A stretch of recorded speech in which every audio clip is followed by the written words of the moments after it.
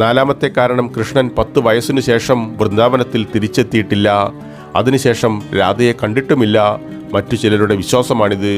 ഒരു ദിവസം കൃഷ്ണൻ യശോദയുടെ അടുത്ത് പോയി രാധയെ വിവാഹം കഴിക്കാൻ ആഗ്രഹിക്കുന്നുവെന്ന് പറഞ്ഞു. യശോദ അവൻ്റെ ആഗ്രഹത്തെ നിരാകരിച്ചു.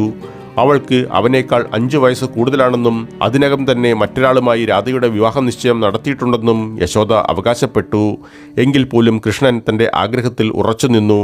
പിന്നീട് നന്ദഗോപർ അവനെ സ്വന്തം ഗുരു ഗർഗാചാര്യരെയും സാന്ദീപനിയെയും കാണിക്കാൻ കൊണ്ടുപോയി.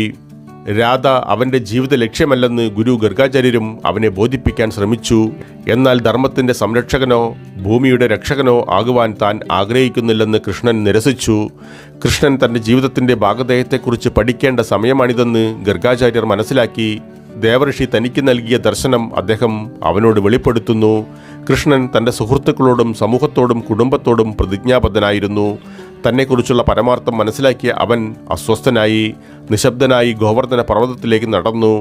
ഏതാനും മണിക്കൂറുകളോളം അവിടെ നിന്നു. അവിടെ വെച്ച് ഉള്ളിലൊരു പരിവർത്തനം അനുഭവപ്പെട്ടു. മലയിറങ്ങുമ്പോൾ കൃഷ്ണൻ തികച്ചും വ്യത്യസ്തമായ മറ്റൊരാത്മാവായിരുന്നു. അവൻ സമാധാനത്തിൻ്റെ ഒരു ആന്തരിക സങ്കേതം അനുഭവിക്കുകയായിരുന്നു. വൃന്ദാവനത്തിലെ തൻ്റെ സമയം അവസാനിക്കുകയാണെന്നും തനിക്ക് പോകേണ്ടതുണ്ടെന്നും കൃഷ്ണൻ ഉണർന്നു. പക്ഷേ പോകുന്നതിന് മുൻപ് എല്ലാവരുമൊത്തുള്ള ഒരു രാസലീല കൃഷ്ണൻ ക്രമീകരിച്ചു. അതറിഞ്ഞ രാധ ഉന്മേഷഭരിതയായിരുന്നു. സാധാരണ വികാരങ്ങളുടെ അതിരുകളേക്കാൾ വളരെ മുന്നിലായിരുന്ന ഉന്മേഷം. അവൾക്ക് ചുറ്റും നടക്കുന്ന കാര്യങ്ങളിൽ സ്വാധീനം ചെലുത്തുന്നതിൽ അവൾ സന്തോഷവതിയായിരുന്നു.